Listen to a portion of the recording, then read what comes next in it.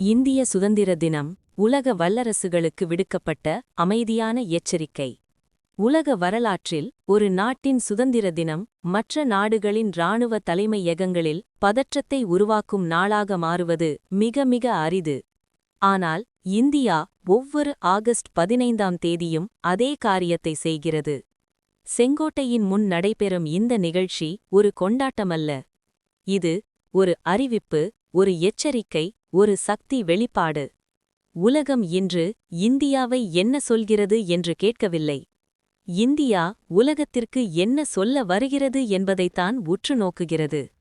ஏன் இந்திய சுதந்திர தின அணிவகுப்பு உலக கவனத்தில்? உலகத்தில் அமெரிக்காவுக்கு இண்டிபெண்டன்ஸ் டே இருக்கிறது, சீனாவுக்கு நேஷனல் டே இருக்கிறது. ஆனால் இந்தியா மட்டுமே அணிவகுப்பின் மூலம் தன் இராணுவ தந்திரத்தை அறிவிக்கும் நாடு. அதனால்தான் பென்டகானில், பீஜிங்கில், மாஸ்கோவில், இஸ்லாமாபாத்தில் இந்த அணிவகுப்பு லைவாக அனலைஸ் செய்யப்படுகிறது.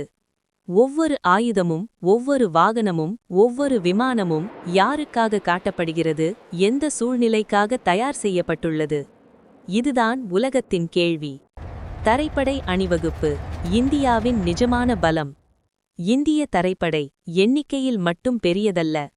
அனுபவத்தில், நிலப்பரப்பு போரில், எல்லை யுத்தங்களில் உலகின் சிறந்த படைகளில் ஒன்று. இந்த அணிவகுப்பில் நடந்துவரும் ஒவ்வொரு சிப்பாயும் ஒரு மெசேஜ். இந்த எல்லையை கடக்க நினைக்காதே. Organ mark 1A tank. இந்த டேங்க் வெறும் இரும்பு வாகனமல்ல. இது நாங்கள் இனி இறக்குமதி ஆயுத நாடு அல்ல என்ற அறிவிப்பு. பாகிஸ்தானின் அல்-காலித் டேங்கை இந்த அர்ஜுன் எதிர்கொள்ள முடியாது என்பது இராணுவ உண்மை. T-90 பீஷ்மா. ரஷ்ய தொழில்நுட்பம், இந்திய மேம்பாடு. இரவு, பனி, மணல் புயல், எந்த சூழ்நிலையிலும் இந்த டேங்க் தயார். இது சீன எல்லைக்கான நேரடி எச்சரிக்கை. ஆயுத வாகன அணிவகுப்பு, நகர்வுதான் சக்தி. ஒரு மிசைல் இருப்பது முக்கியமல்ல. அதை எங்கேயும் கொண்டு சென்று யாரும் கண்டுபிடிக்க முடியாத இடத்திலிருந்து தாக்கும் திறன்தான் உண்மையான சக்தி. அதற்காகத்தான் இந்தியாவின் மிசைல் கேரியர் வெஹிக்கிள்ஸ் இந்த அணிவகுப்பில் முக்கிய இடம் பெறுகின்றன. சேட்டிலைட்டுகளுக்கு தெரியாமல் மவுண்டெயின் டெரெயினில், டெசர்ட்டில் இந்தியா தாக்கும். ஏவுகணை அணிவகுப்பு, உலகம் மௌனமாகும் தருணம். இப்போது இந்த அணிவகுப்பின் உண்மையான மையம். ராக்கெட் அக்னி 5. இந்த மிசைல் ஒரு நாட்டிற்காக அல்ல, ஒரு கண்டத்திற்கு. ஒரே மிசைலில் பல அணுத்தலைகள்.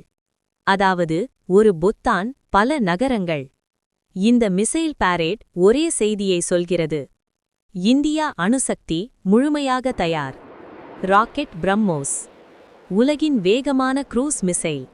கடல், நிலம், வானம் எங்கிருந்தும் தாக்கும். ஏர்கிராஃப்ட் கேரியர்களை கூட அழிக்கக்கூடிய மிசைல்.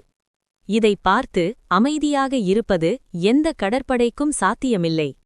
அணு ஆயுதங்கள் இந்தியாவின் அமைதியான பயம். இந்தியா அணு ஆயுதங்களை காட்டி பயமுறுத்தும் நாடு அல்ல. ஆனால் நியூக்ளியர் ட்ரையாட் கொண்ட நாடு. அதாவது நிலத்திலிருந்து, வானிலிருந்து, கடலிலிருந்து மூன்றிலும் அணு தாக்குதல் செய்யக்கூடிய திறன். இந்தியா ஒருபோதும் முதலில் தாக்காது. ஆனால் தாக்கினால் பதில் உலக வரலாற்றில் இருக்கும். விமானப்படை, வானில் இந்திய ஆதிக்கம். ரஃபேல். இந்த பெயரே பல நாடுகளுக்கு தூக்கமில்லாத நிரவு. Nuclear payload, meteor missile. எதிரி விமானம் பார்ப்பதற்கு முன்னே தாக்கும் திறன். தேஜஸ். இந்தியாவின் பெருமை. Made in India, made for war. கடற்படை, இந்திய பெருங்கடலின் உரிமையாளர். INS விக்ராந்த். இந்த கப்பல் ஒரு கப்பல் அல்ல, ஒரு floating military base. Nuclear submarines. யாருக்கும் தெரியாமல் ஆழத்தில் தாக்க காத்திருக்கும். இந்திய பெருங்கடல் இனி வெறும் கடல் அல்ல, அது இந்தியாவின் பாதுகாப்பு வளையம். உலக நாடுகளின் உண்மையான எதிர்வினை. அமெரிக்கா இந்தியாவை சீனாவுக்கு எதிரான முக்கிய தூணாக பார்க்கிறது. சீனா வெளியில் அமைதி, உள்ளே பதற்றம். பாகிஸ்தான் இந்த அணிவகுப்பை அச்சத்துடன் பார்க்கிறது. ரஷ்யா இந்தியாவை நம்பிக்கையான சக்தியாக கருதுகிறது. பிரதமர் உரை, மறைந்த அர்த்தங்கள். விக்சித் பாரத் 2047. பொருளாதாரம், இராணுவம். Make in India.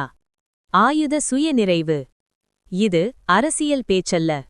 இது போர் தயாரிப்பு ரோட் மேப். இந்தியாவின் வளர்ச்சி பயணம்.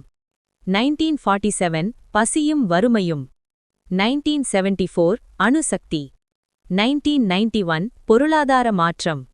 2000 ஐடி சக்தி. 2020 ஸ்பேஸ் பவர். இன்று டிஃபென்ஸ் எக்ஸ்போர்ட்டர். இந்தியா இனி உலகின் பின்தொடர்பவன் அல்ல, தீர்மானம் எடுக்கும் நாடு. இந்திய சுதந்திர தினம் ஒரு நாள் கொண்டாட்டமல்ல, அது உலகத்திற்கு விடுக்கப்படும் ஒரு அமைதியான எச்சரிக்கை. இந்தியா பேசவில்லை, ஆனால் உலகம் கவனிக்கிறது.